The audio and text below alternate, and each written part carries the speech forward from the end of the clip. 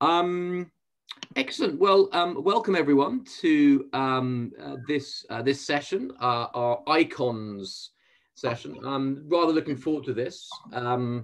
We've got some really inspirational wines this evening, and it's fantastic to be able to put this little lot together because, you know, these are, to put it mildly, expensive and exclusive wines. So you know, to be able to try all of these this evening is it's actually certainly the highlight of my Wednesday. So also I have a slight confession to make. I was telling Charlie just as we were waiting for the 6:30 bell to chime. It's taken me 7 months now of Zoom tastings with backgrounds. This, by the way, is Tenuta San Guido in Bolgheri, appropriately for the first wine we're having. It's taken me 7 months to realize it's not actually backwards, because of course you're looking at me, so it's the right way round. I've kept thinking it's reverting the image and it looks ridiculous. So it's honestly taken me 70 odd Zoom tastings to realize this afternoon that it is the right way round. So anyway, there we go. I always say that, you know, I like to think everyone can learn something on these sessions. So that's my nugget for the day. Good. So I mentioned San Guido, and this is certainly one of the great names of Italy, great wines of the world, great estates of the world. All of the wines this evening, you know, have been chosen because of what we consider, not just us, but certainly we consider to be their iconic status. And in Italy, doesn't get much more iconic than Tenuta San Guido. That obviously, we're trying the second wine this evening, Guidalberto, which was first produced in 2000. But you know, the San Guido estate is unquestionably most famous for their Grand Vin, Sassicaia. And Sassicaia was the original Super Tuscan. So the term Super Tuscan dates back to the 60s and 70s, and it really refers to those wineries which ripped up the rule book, which took themselves deliberately outside of the traditional denominazione origine controllata system in Italy by doing all sorts of crazy things. Most typically, in the case of the Super Tuscans, in the case of Sassicaia, it was using Bordeaux varieties rather than the traditional Sangiovese, which we know and love from the regions of Chianti and Montalcino, Montepulciano, etc., etc. Now, Sassicaia, which means the place of the stones, and it's appropriate because of the very stony soil where the vineyards are here down in the Maremma in Bolgheri. There's an old story told that the Cabernet Sauvignon cuttings came, or vines, they actually came from cuttings of the from Chateau Lafite, because the families were friends. The Incisa della Rocchetta family were friends with the Rothschilds, and they got cuttings of the Cabernet, and it's not true. I'm afraid it's not true. They actually come from an old family friends near Pisa.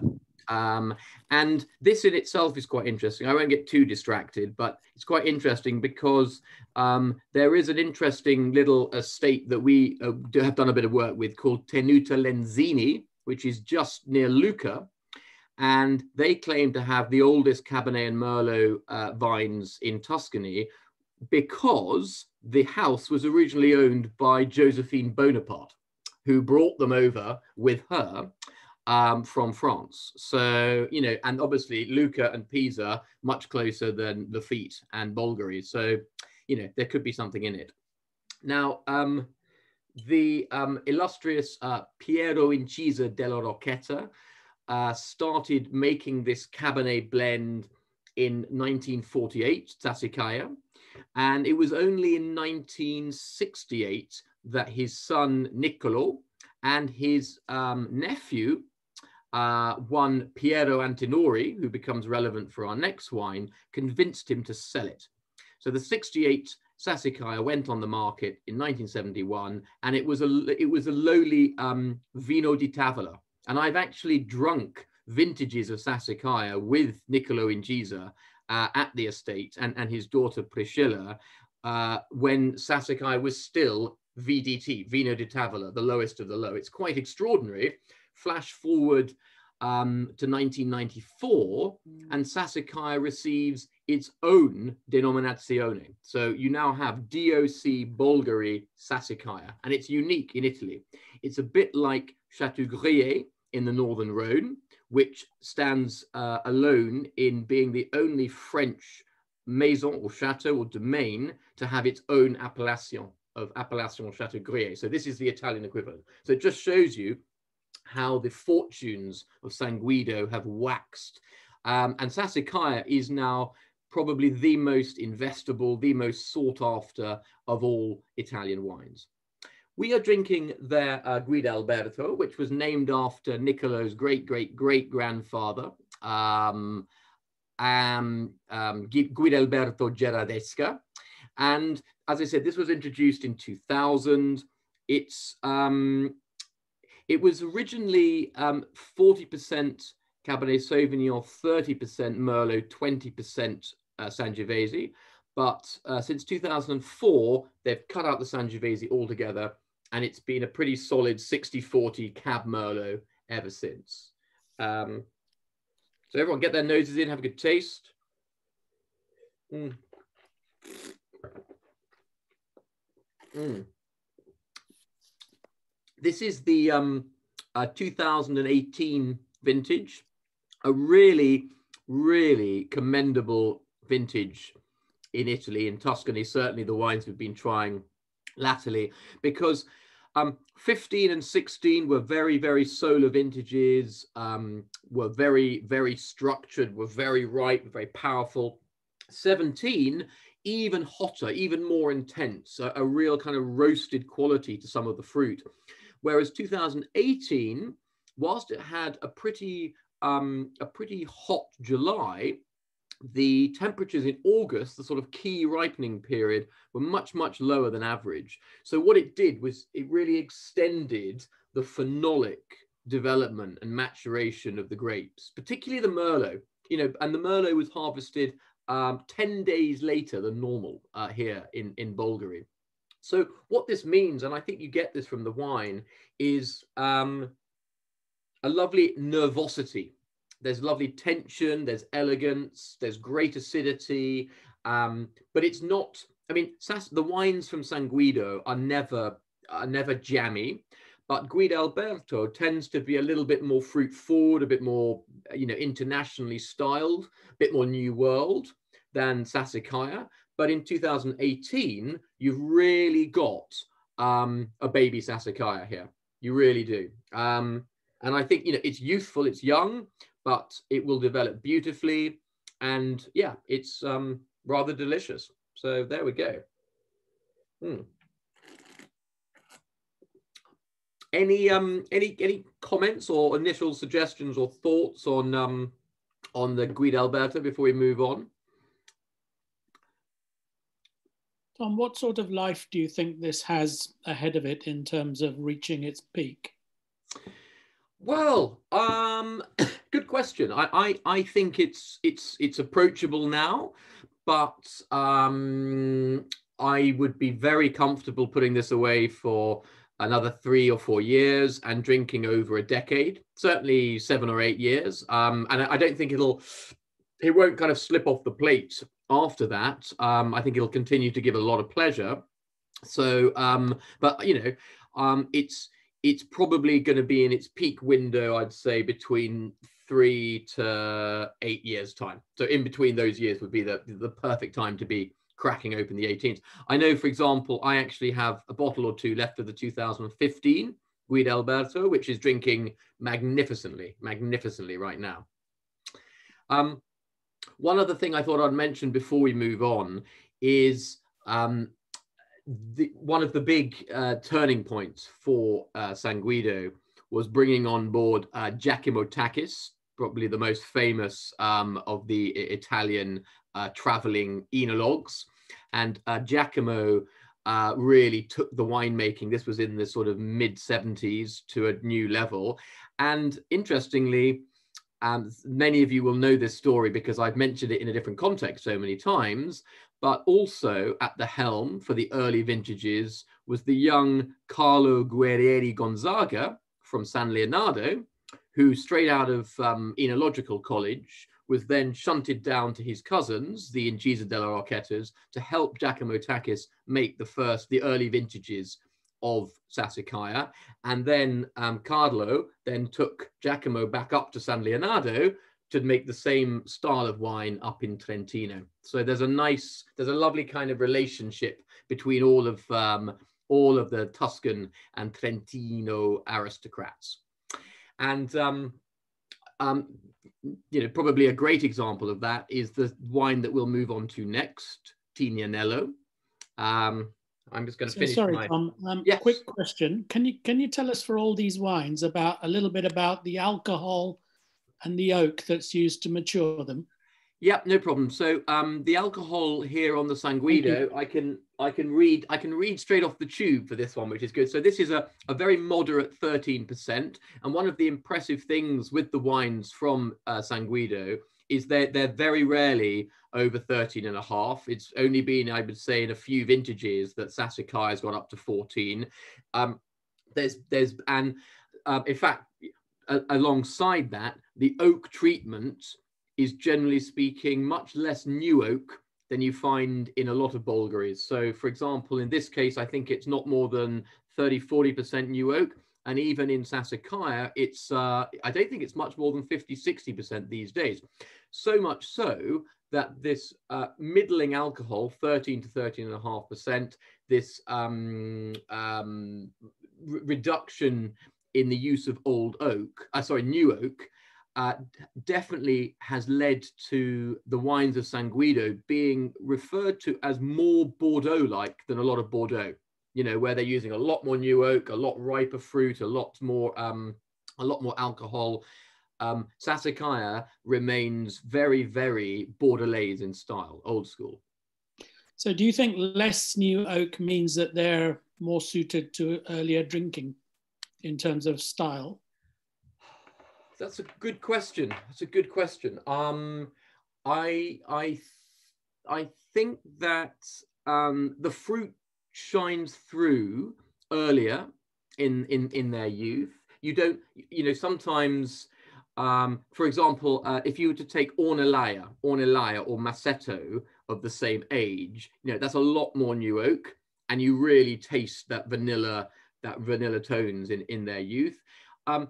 That having been said, there's no denying that probably of all the Super Tuscans, Sassicaia has the greatest ability to age. So I think it probably it sort of open ends the drinking window rather. The old oak, rather like Testamata, another great more traditionally styled Super Tuscan, which really eschews the use of new oak generally.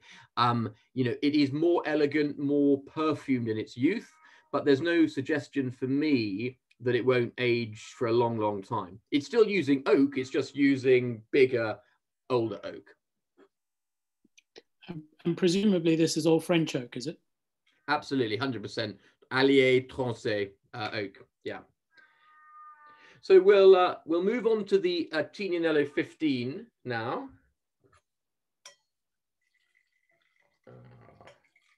This is a lovely wine. And yeah, as I mentioned, it was Piero's nephew, also named Piero. So Piero Incisa della Roccheta's nephew, Piero Antinori, who, having convinced his uncle to start releasing Sassicaia to the public and not just making it, for the family to drink, who also started to ring in the changes at his own family's venerable estate. Now, Antinori are the second oldest trading family in the world. In 1385, Giovanni di Piero Antinori joined the Guild of Florentine winemakers and started trading wine. And I think I can't remember who the oldest family, I think, is actually a Swiss family, or it might be, I know it sounds ridiculous. It's either a Chinese bakery or a Swiss watchmaker, but someone can Google it and look it up. It's one of the two, I'm sure. But anyway, the Antinoris, second oldest trading family in the world. Their records of their family buying land and properties in Passignano in Tuscany in 1179, just around San Cassiano. And the property there is Badia di Passignano, which they rebought in the late 80s, 89, I think, and is now their sort of flagship Chianti Classico Gran Reserva, which we get and we love. But that's much more classical. The Tinianello was another groundbreaking wine. And the emphasis here was in probably in the use of new oak. So, you know, Piero, a bit like Angelo Gaia was starting to do up in Barbaresco and Barolo at the same time, started using small new French barriques. And on top of that, he started stripping out the traditional white grapes that you'd put into your Chianti, the sort of Trebbiano, Malvasia Bianca, etc., etc. And shock horror, he started using Cabernet Sauvignon and Cabernet Franc alongside the Sangiovese. So the early vintages of the Tignanello were 15% Cabernet Franc and 15% Cabernet Sauvignon, 5% Cabernet Franc, vinified in new French oak barriques. Now the percentage of Cabernet has dropped back slightly to 10%. So, you know, you're on 85% Sangiovese, 10% Cabernet Sauvignon, 5% Cabernet Franc. And, you know, it remains, I think, if Sassicaia is the torchbearer for the most sought after elevated of the Super Tuscans, I think Tignanello has to be the most popular and probably the best value as well. You know, the wines remain remarkably tradable, very, very popular, and hugely drinkable. You know, the Tinianello 15 received 98 points from both James Suckling, who obviously hands them out, you know, quite generously, but also from Antonio Galloni at Venus as well. So, you know, it's a lot of wine for what would have probably been released at 65 pounds a bottle in bond, you know. It really does remain a true icon. It's quite interesting tasting it with the residue of the Guidalberto on the back palate there, because this is a different style, clearly. You know, A, you've got Sangiovese, B, you've definitely got more new oak, but it's sort of a bit more sort of supple and plush, perhaps. 15, I mentioned briefly earlier, is a very hot vintage. It was a very solar year, very ripe forward fruit, very delicious, very hedonistically styled. It's not really holding anything back. But again, it will age. It will certainly age, this wine. I think.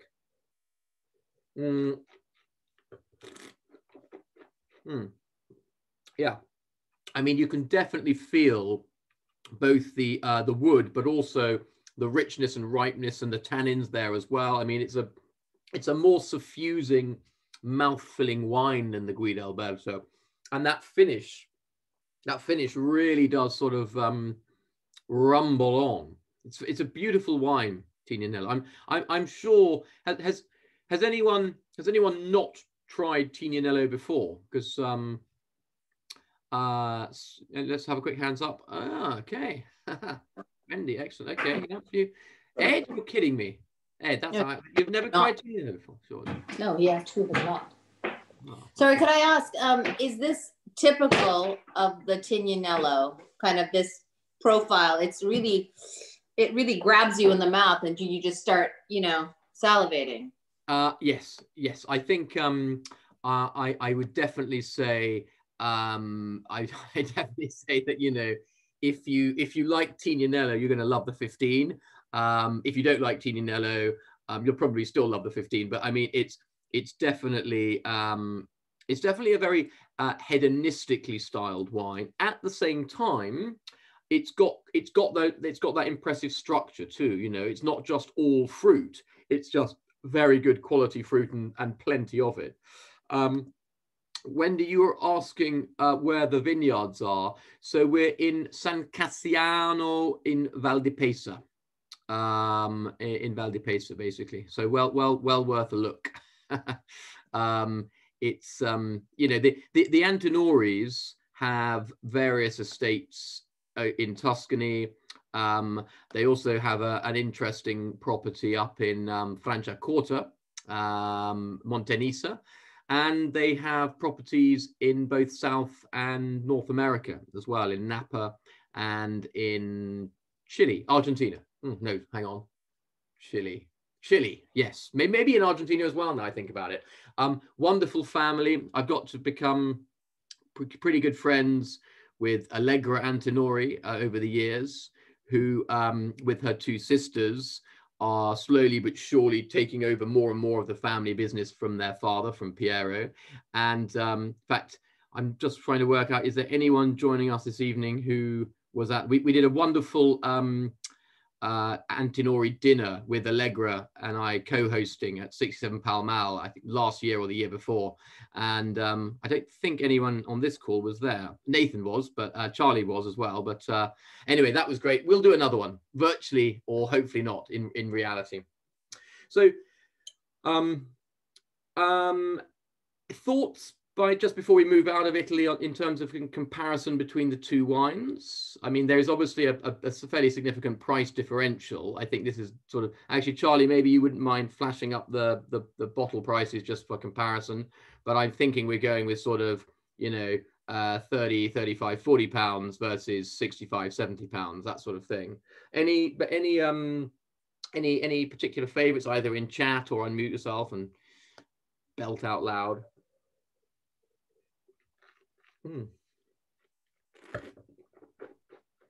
This is a wine that's good enough to go on its own rather than most Sangioveses, which need a bit of pasta and some nice tomato-y based food.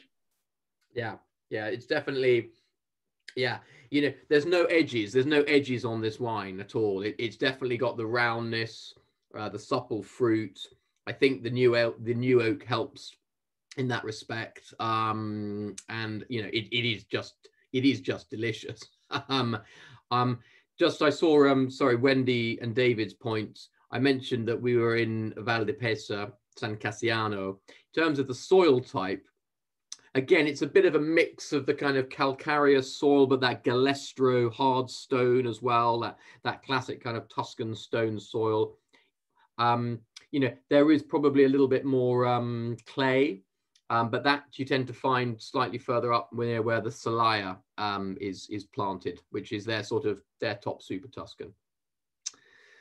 Okay, so let's move on. Now, I wanted to do the Sena next. Yeah, I think we might have said previously we were looking at the Iubelius, but if you haven't poured it already, I'd love you to go with the Sena. That is a great wine, the Tignanello, got to say. Yeah. Whoop. And oh, yeah.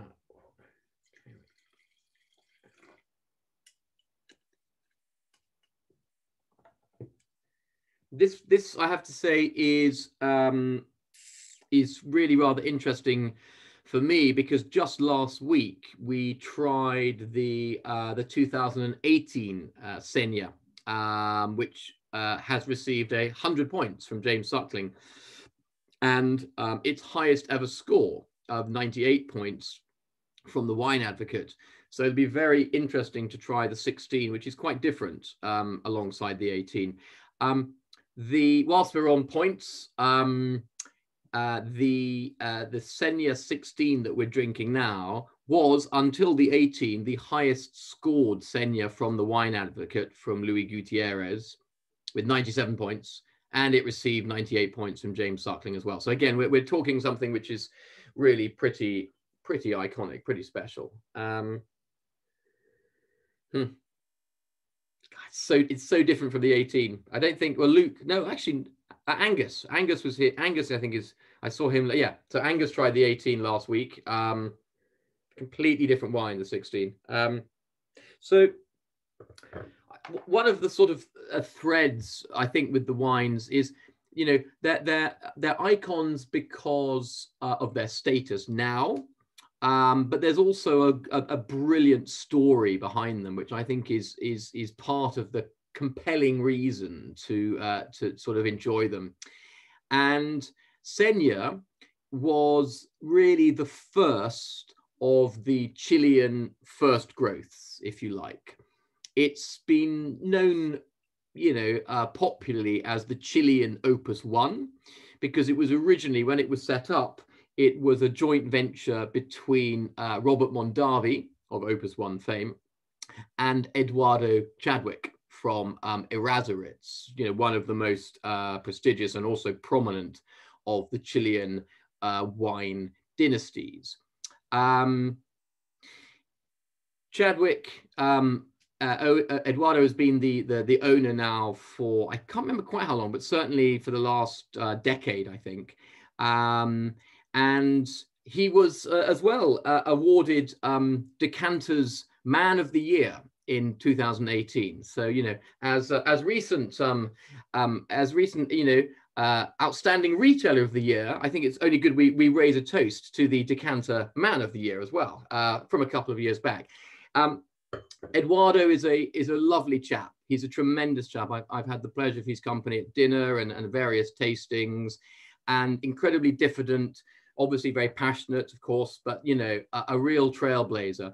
And when he and Mondavi set out in the early 90s to create, you know, a wine which would, you know, raise the profile of Chilean wine beyond the sort of, you know, bottom supermarket or even, you know, middle market, frankly. And Sena was the wine they created. So it's from biodynamically farmed vines in the Aconcagua Valley in Chile. And it's a, Jennifer, we are on the Sena. Just checking, everyone else on the Sena? Maybe Charlie will just write it in write the order in the box, just to make sure we're all on the same page in the same glass.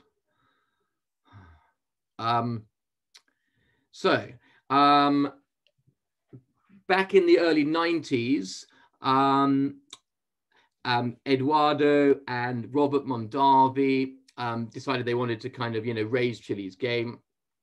And Sena then and now remains a traditional left bank Bordeaux blend, which has anywhere between typically 15% to 23% Carmenere, which is, you know, Chile's signature grape. And Eduardo always says it's this Carmenere which gives the sort of Chilean accent to the Bordeaux blend.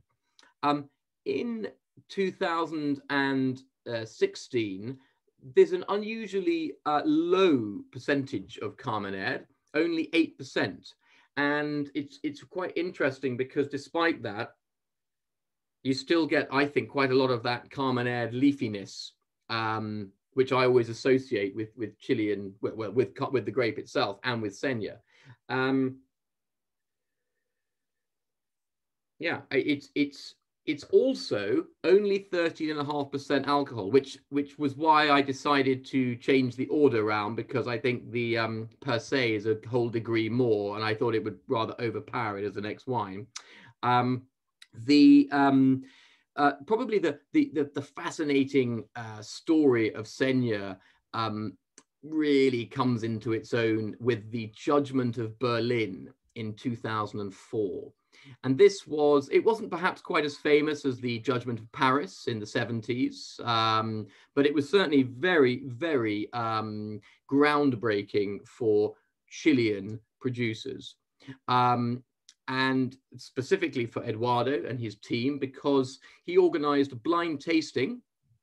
36 sort of prominent global wine writers, importers, etc., gathered in Berlin to do a blind tasting of his his Vinedos Chadwick wine and 2 vintages of his Sena, the 2000 and 2001, alongside a lineup which included Chateau Lafite, Chateau Latour, Chateau Margaux, Sassicaia, Ornellaia, and Solaya. So, you know, really the big boys of the Cabernet world. And to everyone's astonishment, and it really wasn't, you know, forced or a trick, Sena, in a blind tasting, the Sena 2000 came second. Interestingly, Lafite 2000 came third, and the Sena 2001 tied with Margaux 2001 in 4th place. So all of a sudden, you know, the whole world went crazy for these wines, because they said, look, they've taken them, they've tried them blind alongside, you know, the very, very best Cabernets from the old world, from Bordeaux and from Tuscany, and they have more than come out, you know, showing well. So, and then since then, this exercise has been repeated somewhat gleefully by Eduardo around the world, in Seoul in Korea, a few other places too. I mean, he always manages to pull out a few interesting venues to host these tastings, and the wines continue to do remarkably well. So I'm just going to have a little nose and smell myself and taste.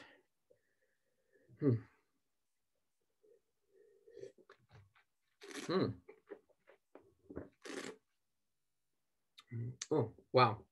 So what's really interesting, I think, trying the wine is a bit like the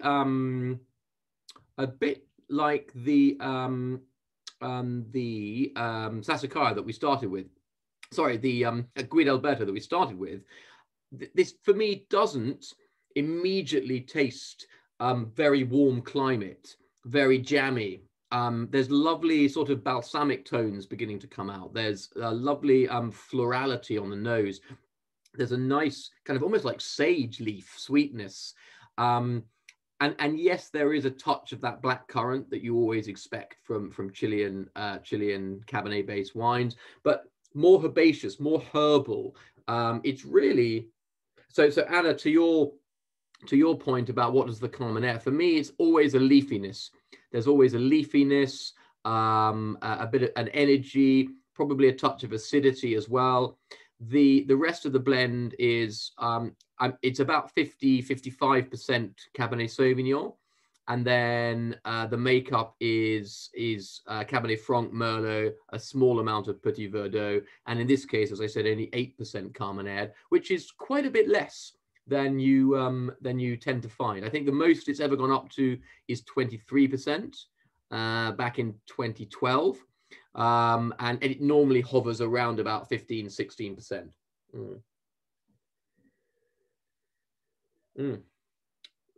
Has anyone tried Sena before, out of interest? I'm always keen to know. Is it new to most? Tom, with so many different grape varietals, especially in South America, do they, for Sena, vinify the plots of the different varietals separately and then blend, or yeah, it's not a field blend. It's not a field blend. Individually vinified and then blended, and it sees about 70% to 75% new oak, which I don't think shows at all really on this 16. It's integrated very, very nicely in the last couple of years. Certainly the 18 we tried the other day, I think the oak was a lot more prominent, and it was a lot more sweet fruit. This has a really pleasing elegance to the wine, I have to say. It's you know, it's the sort of thing, if you consider this is only 2016, you can imagine how having the 2000, the 2001 in a lineup in 04, for example, I think you'd be forgiven for finding this very, very attractive alongside probably the much more closed up Bordeaux's and even Super Tuscans of their day. Graham asking, how will this age? Best drinking window? I think it's delicious now, frankly. I think it's great now. I think you'd comfortably enjoy this over the next 10, 15 years. I think it will continue to evolve. But it's certainly, for me, it's really showing beautifully this evening. I recall from looking at notes earlier, sort of wine advocate drinking window was, 2019 to 2028. I think that's a little on the light side. I would be very happy to keep this wine at least 5 to 6 years, if not a full decade. But then the problem is when it tastes this good already, it's quite difficult, if that's what you've got in your wine rack, to have the discipline to put it away for another 10 years. So I think that's the trouble. So having tasted the 2018, how does this differ from what you tasted in the 2018? More elegance. It seems, oddly enough, slightly more mid-bodied. I mean, certainly the alcohol is less. I mean, this is by about 1%. This is only 13.5%, whereas Sena is normally up near 14. In the case of the 18, it's 14.5. So I think this is more evolved. I think there's a more subtle perfume. I think it's actually more Bordeaux-like. It's more, for me, the 16 speaks more of the blend than it does specifically of Chile and of Carmenere, which the 18 definitely does. Tom, it'd be interesting to, given that we tasted that and the two of us have tasted a number of vintages of Sena, and I've been personally picking up different vintages now, to explain why did Suckling give 2018 100 points? Because actually it's interesting given the fruitiness of the 2018 and the obviousness of it compared with something like the 15 and 16. Yeah, I suppose it's worth bearing in mind that the wine advocate, just to give some context, also gave the 18 its highest score with 98. And this is sort of 97, 98 from Suckling and Advocate. I think that there's probably a plushness to the tannins in the 18. There's something very, very complete about the wine. Everything's quite nascent at the moment, but there's no denying that it's got it all there for the future. I think the 16 here, that the tannins are just a little bit grainier.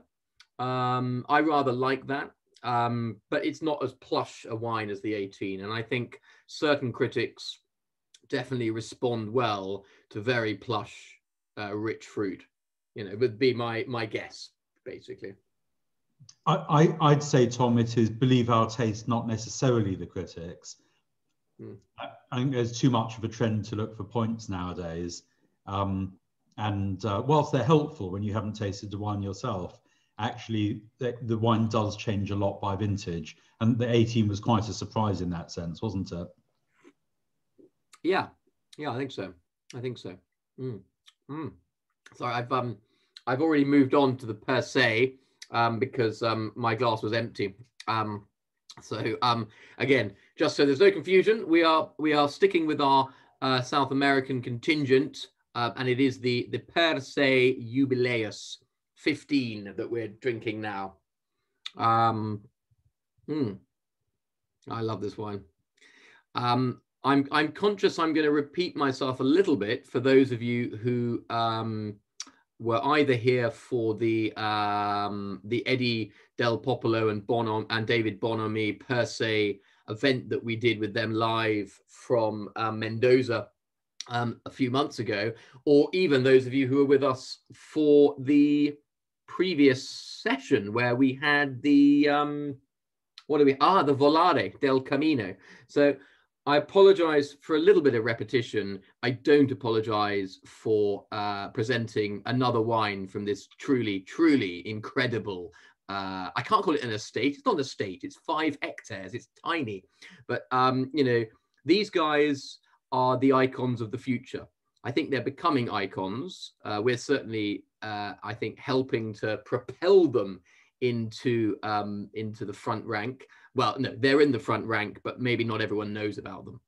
But, you know, PerSe is an extraordinary operation, you know, amongst the highest vineyards in the world. The top vineyards here at Monasterio, at Gualtalari, sorry, I never pronounce it right, which is in the Tupungato district of the Uco Valley in Mendoza. The highest vineyards are up to 1,500 meters, you know.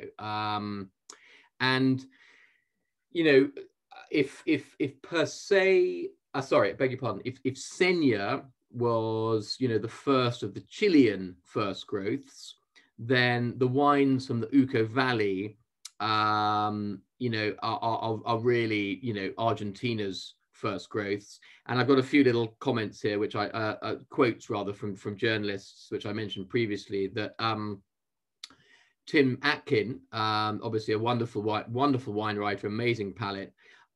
He referred to PerSe as one of the first growths. He does a great job, if you haven't seen it, of doing like a cru classification system of countries which haven't traditionally had one that is recognizable outside of the region themselves. And he did one of Argentina. And in the sort of 5 first growths, he put PerSe right up there.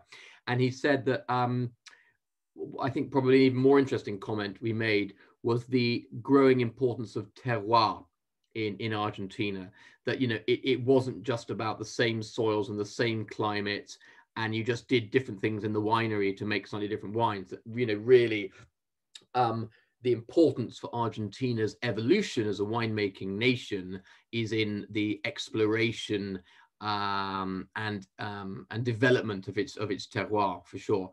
Patrizio Tapio in Decanter last year said that Monasterio, where these vineyards are, is the first candidate in Argentina for Grand Cru status. So, you know, when you're getting Premier Cru and Grand Cru bandied around, you know you're talking about something quite special. It's quite interesting, that comparison with Burgundy, because the area itself. Did I pull up my stats here? The region itself of the Uco Valley is about the same size of Burgundy. In fact, this area around Mendoza, it's about the same hectarage. So, you know, and it's all made up of pretty small patchy vineyards. PerSe, which was founded in 2012 by David Bonomi and Eddie Del Popolo, 2 very prominent winemakers who'd worked on a number of different projects in Argentina. Founded in 2012, and PerSe means appropriately, I think, you know, of itself, you know, of itself. So, and I think you get a wine which is entirely distinctive. It's like no other, for me, it's like no other Mendoza Malbec, or in this case, you know, Malbec Cabernet Franc blend. Just remarkable elegance and freshness. We're actually about 1,350 meters up, and round about here, you've got a sort of a climate and a temperature which is much more akin to Alsace. You know, so don't think of this as thumping hot. You know, New World, old style New World wines. This is supremely elegant. There's a very high percentage of this calcareous limestone soil, and this gives the sort of freshness and minerality that we find in Burgundy. And again, that's why there are so many comparisons that make it interesting.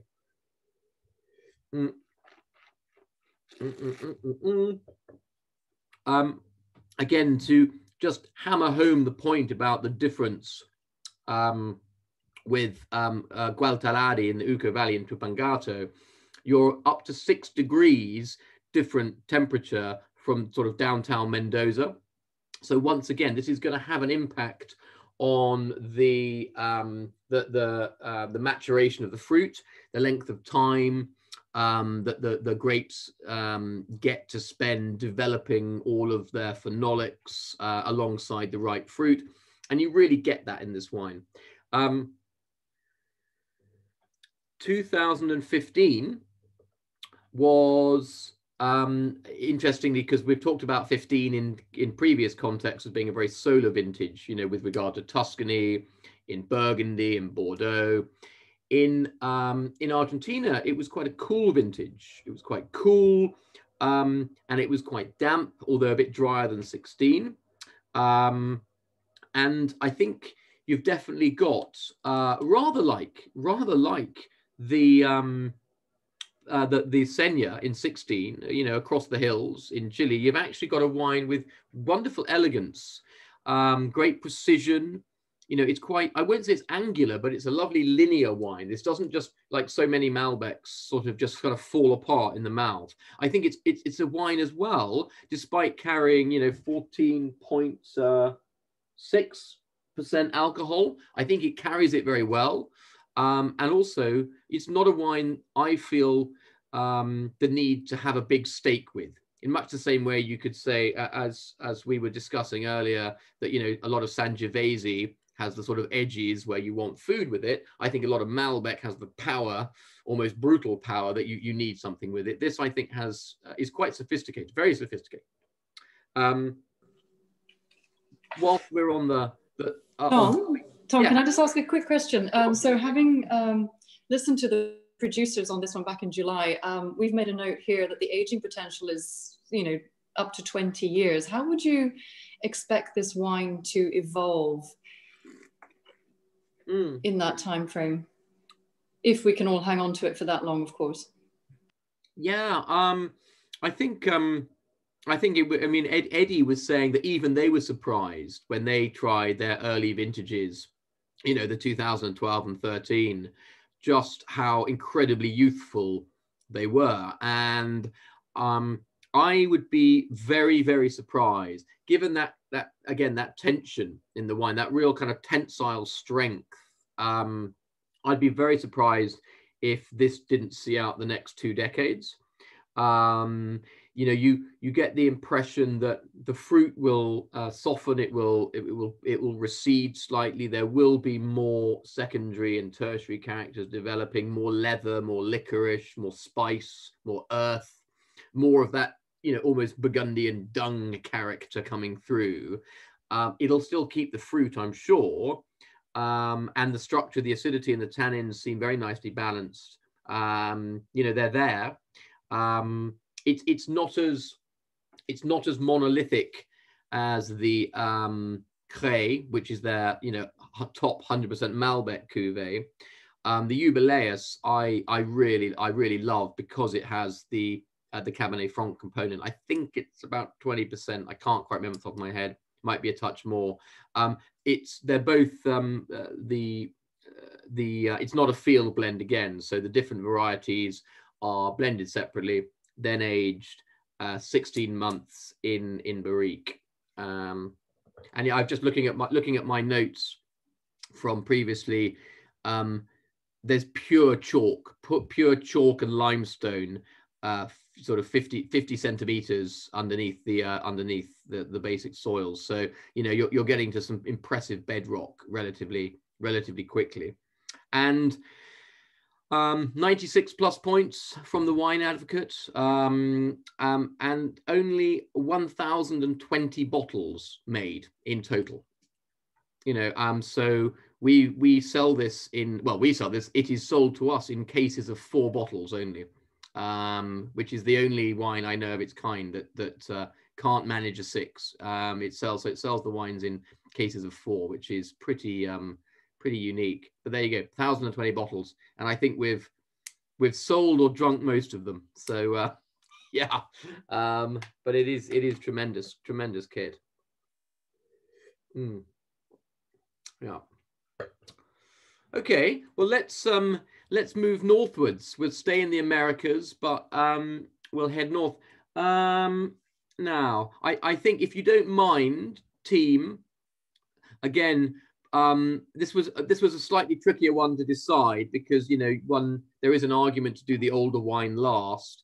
However, because the alcohol of the 1.5 is that bit more, I think we'll do the Mascot 13. It's definitely a bit more subtle and more evolved, and I think after the Shafer, it might get slightly lost. So if you don't mind, I don't know what order you had these in, but if we could do the Mascot 13 next.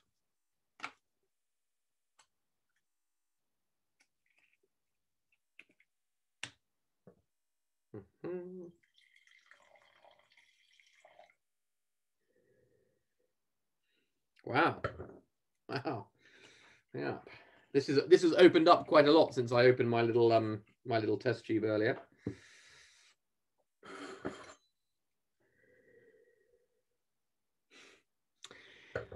So who's heard of Mascot before? Who's drunk Mascot before? Who knows anything about Mascot?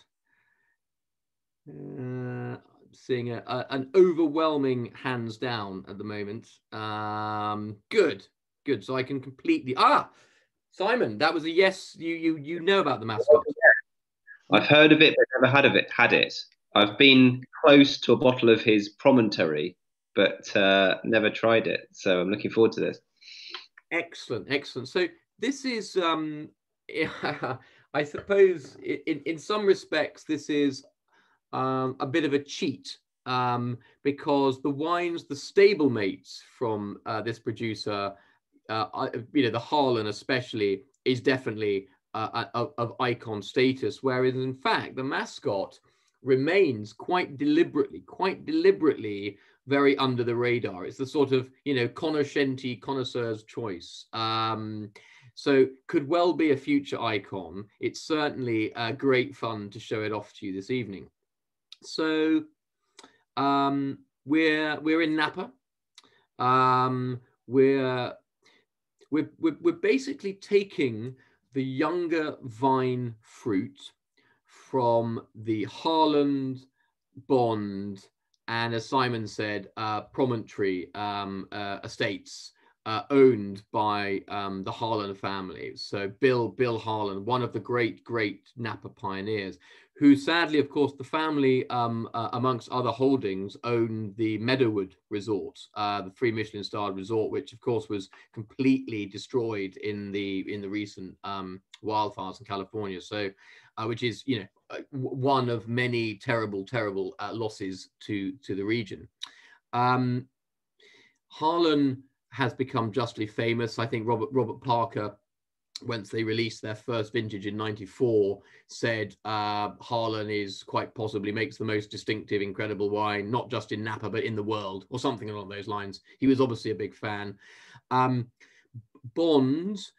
is a separate setup from the same family, which is individual parcels of vineyards they have contracts with around Oakland and the western Mayacamas Mountains, the hills around there. And Promontory is their most recent addition in 2008, which is another kind of all Cabernet, all Oakland vineyards. And you know, the prices of those wines is astronomical. You know, Harlan is well over £1,000 a bottle, well over £1,000 a bottle.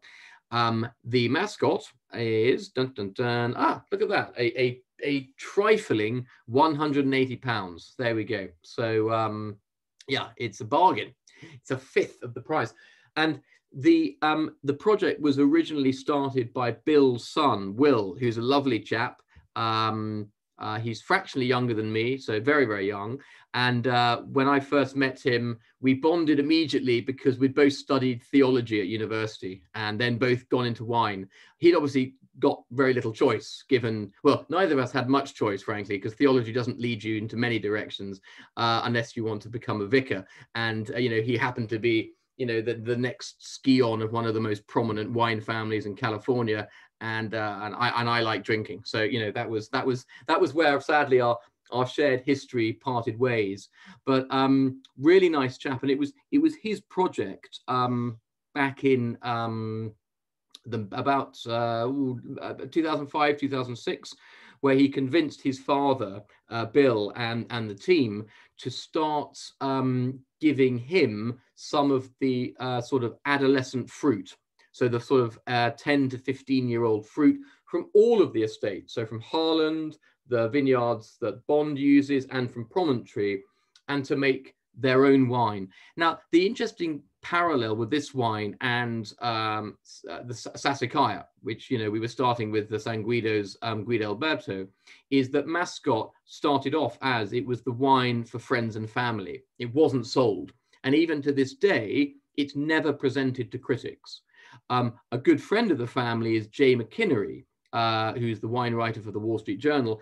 And Jay wrote, after the first vintage release in 2008, he wrote, the Mascot is a more affordable version of Harlan-esque hedonism. Great writer, Jay, but by no means a pale imitation. It is bold, rich, full-bodied red, expressive and approachable, with the potential to evolve well into the future. And I couldn't agree more. The we haven't got a picture of the label, but it's a rather striking Staffordshire Bull Terrier on the front, who was called Prince. And Will discovered this on an old engraving plate from a Pittsburgh bank, and it was what they used to issue their own bond certificates. And, you know, man's best friend, loyal dog, they already had Bond in the lexicon of the wines. Mascot seemed an appropriate sort of name for the wine. So moving on to it, yeah, it's I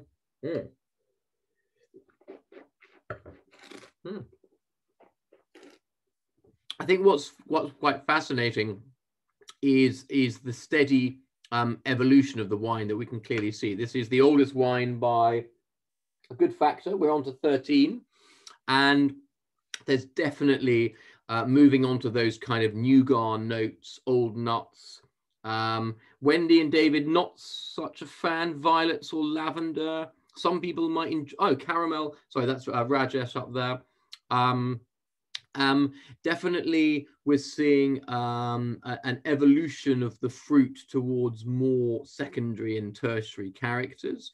Sometimes when some of you have been asking, you know, how do some of the wines we've been trying evolve, then, you know, this for me is a wine that's very much in its sort of second phase of development. You know, you're finding that the fruit component is much more compote fruit. It's that kind of spicy sort of stewed plums. You know, generally there's definitely lots of cinnamon, nutmeg, Christmas spice into the wine here.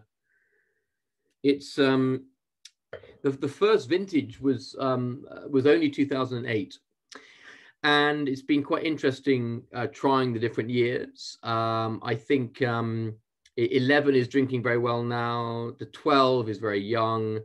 13 is a great vintage in California. It really is. It's up there with the greats. This particular wine, I think, is certainly showing a fair amount of development. But, you know, I'm going to kind of leave it to Jay Mckinnery, that is, to suggest that, you know, it's got a long life ahead of it. If you want to have a look at the color, it's probably, you know, of all the reds we've tried this evening, being that it's the oldest, it's worth holding it up to something white and just seeing, you know, how that color is beginning to move to more of the sort of brick red rim. Yeah, no, definitely. I think it clearly hasn't been people's favorites this evening, which is good because it means you're all cheap dates. So well done, you've saved yourself lots of money. But it's well, I think for me it's very redolent of the style that the Harlan family are renowned for. It definitely got a lot of richness and sweetness, a lot of power. Definitely those caramel notes that I think everyone seems to be getting. Julia, more a fan than some, clearly. Fruitily gorgeous, it is, yeah. So, Tom, while you're thinking and drinking, could you talk to us a little bit about global warming? and its impact in California, and overripe wines and over-alcoholic, rich, fruity, Christmas pud type wines. So I think that I think it's two. Well, there's some very important distinctions to unpack in California, regionally, viticulturally, and with regards to the climate. So I think there are some regions which right now I think are suffering more from global warming in terms of a steady rise in temperature, because it's different from what they've been used to, in the sense that California changed after about 1987. You know, if you try 1987, pre-1987 vintages of California wines, they taste more like Bordeaux. They taste totally unlike subsequent vintages. So California has been used to making richly alcoholic, very ripe fruited wines for 30 years, so I think the impact of climate change in that moderate way is far less noticeable in California wines. That having been said, with the huge caveat, of course, of the wildfires, which have, you know, devastated so many swathes of California, most particularly this year. But, you know, it is not an isolated incident. There have been terrible fires through a number of vintages in recent years, and that has had unquestionably, you know, smoke tint is starting to be noticeable on certain estates' wines. And so I think that more than anything in California, which is clearly an impact of climate change, is having an impact on the wine. In other bits of California, what's really interesting is seeing vineyards in places like Santa Barbara, Santa Rita Hills, where I think in absolute sort of direct opposition to the sort of 90s movement of richer and riper and more powerful and sweeter fruited and more alcoholic reds, you're seeing wines which really wouldn't look out of place in Burgundy. Obviously, we're moving on to Pinot Noir here specifically, but you're seeing a move towards wines which are earlier harvested, less new oaked. You know, alcohol's often only bordering 13%, and it's, you know, that the history of wine is always fascinating, because you do get, you know, revolutionaries.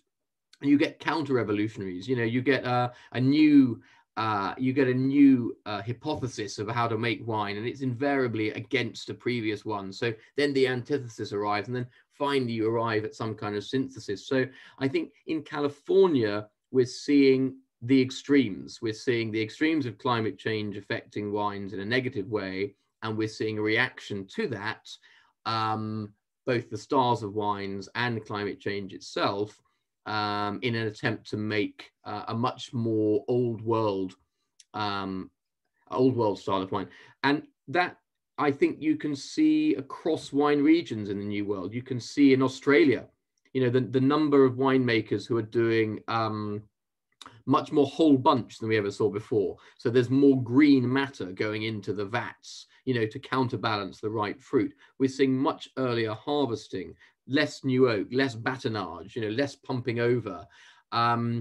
There's a lot of attempts to mitigate against hotter and hotter temperatures. Sorry, yeah.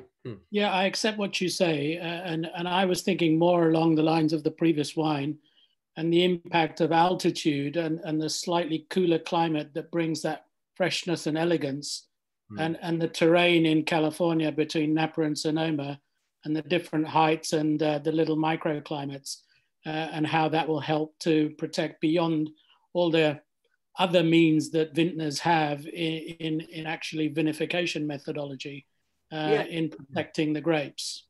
Yeah, I mean, it's a really interesting study to do, or at least mildly diverting, but for me, very interesting, for you clearly as well. I think that, you know, look at somewhere like Boulder Canyon you know, in California, where this sort of raised escarpment, which really still, despite being quite inland, benefits from the sea breezes. And you can grow very competent Rhone varieties there, particularly the whites. You know, whereas, can you imagine drinking Roussanne or Marsanne planted in most parts of Napa? I mean, it would just taste like it would taste like eating a liquefied carbolic soap. You know, so I think you're right. When you can squirrel out these interesting terroirs, ideally those which are a bit protected from the sun, which have a good breeze. In fact, you know, it's why increasingly now, for me, the wines of Washington State are fascinating. I think there's some wonderful wines there, you know, because again, you have a much more impressive diurnal temperature difference. It's much colder at night. It's definitely cooler generally. You're getting some really interesting opportunities. So, you know, North or South America, or anywhere, frankly, you've got to find those vineyard areas which frankly are now less exposed to sun rather than more exposed. Yes, Cigar Volant and Jim Clenenden in Santa Barbara was one of my favorite Rhone varietals when I lived there for a bit. Yeah, what a great guy. And Jim is I mean, you know, what a pioneer, amazing guy. He's so many of the young generation of winemakers, in fact, not even that young anymore, but, you know, 30s, early 40s, have all kind of gone through their stages with Jim. And you know, he's been such a godfather of sort of new wave California. Great guy. Great guy. So I suppose it'll be very interesting to see what you think of our final wine of the evening, the Shafer 1.5.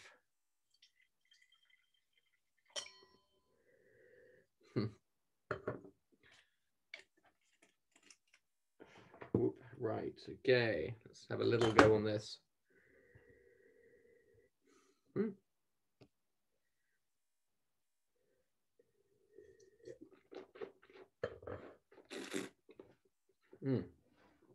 Oof. Yeah. Not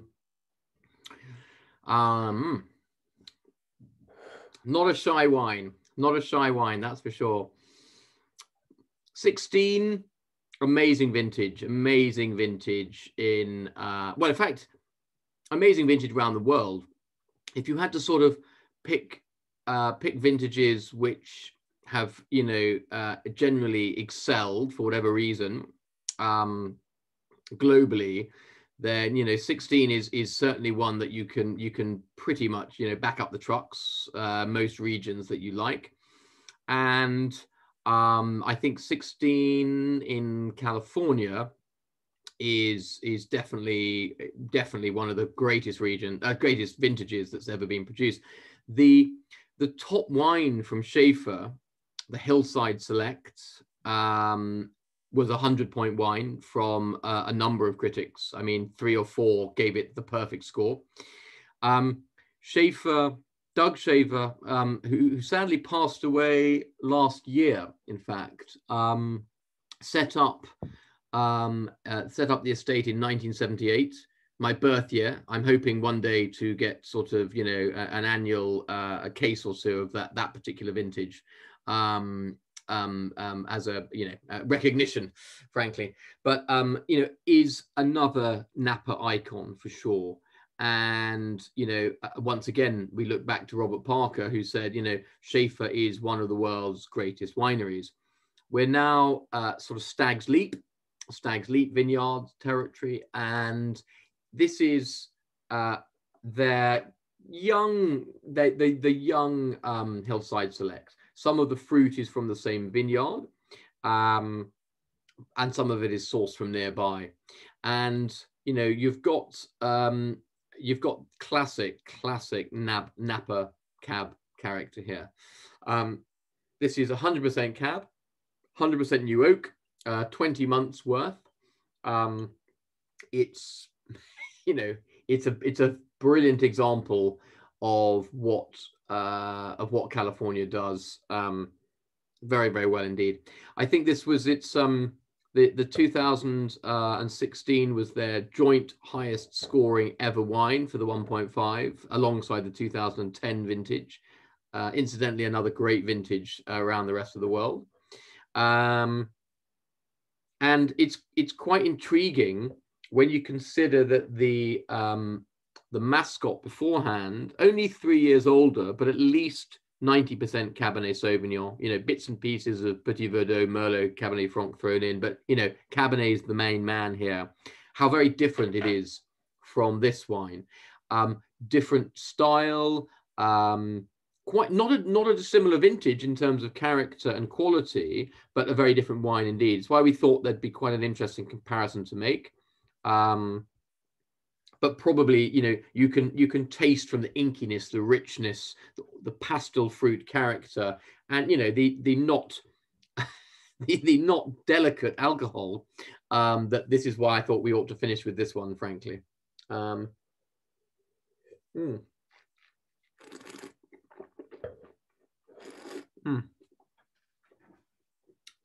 I'm dying to know your I think the Mascot was not so popular, so I'd be very interested to see some comments or see them or hear them about the 1.5, because we've recently had a pretty successful offer on the more recent vintages from Shafer. So you know, what do people think?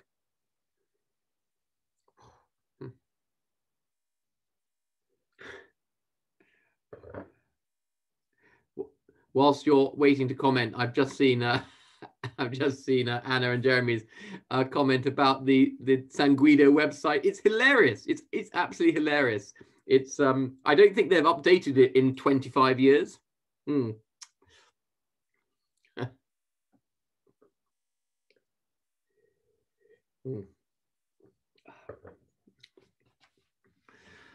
Now I was waiting for okay, interesting. So the 1. Shafer head of the Mascot. Girl, there we are. Good. Okay. Well, that is that. Clearly, that's what happens when you let a theologian, you know, run a winery. But you know, far better off letting him get involved in the wine business. But yeah, let's have a look. Oh, Shafer's website.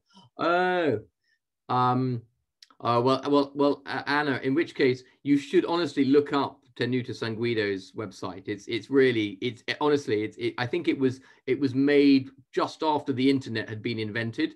You know, it's very, very amusing. So social media for the Incisa della Rocchetas are sort of, you know, a friendly journalist. I think that's what they understand by the term social media. So you know, yeah, it's rather primitive. Julia, Shafer more one-dimensional, but yeah, I think it's, yeah, I think yeah, I think that's an entirely fair comment. It's definitely very, very solid and blocky, and, you know, it's right now it's pretty primordial, you know, which is a way I tend to use to describe wines which are showing you know, quite a lot of primal and primary character and not too much else. You'll be delighted by how this develops. I do think these wines, you know, with certainly with 5 to 6 or more years age, they really do take on nuances. The fruit evolves, the palate generally and aromas become more nuanced. But right now it's pretty, yeah, it's pretty it's pretty full on. Yes, Rajesh. Yeah, no, totally coming from the, yes, indeed. Yeah, more sophisticated. Yeah, not my taste. Bit of a brute. It's, yeah, it's yeah. Yeah, it's a big wine, which is again is why I think you can appreciate why I thought we ought to finish on it rather than put it before well, frankly, anything else. If you could imagine, if you've got any left, if you go back now and try the Guidalberto, I might just do that. I have a splash left. It's just me here. Then you'll probably find after the Shafer, it's a little bit sort of anemic by comparison, but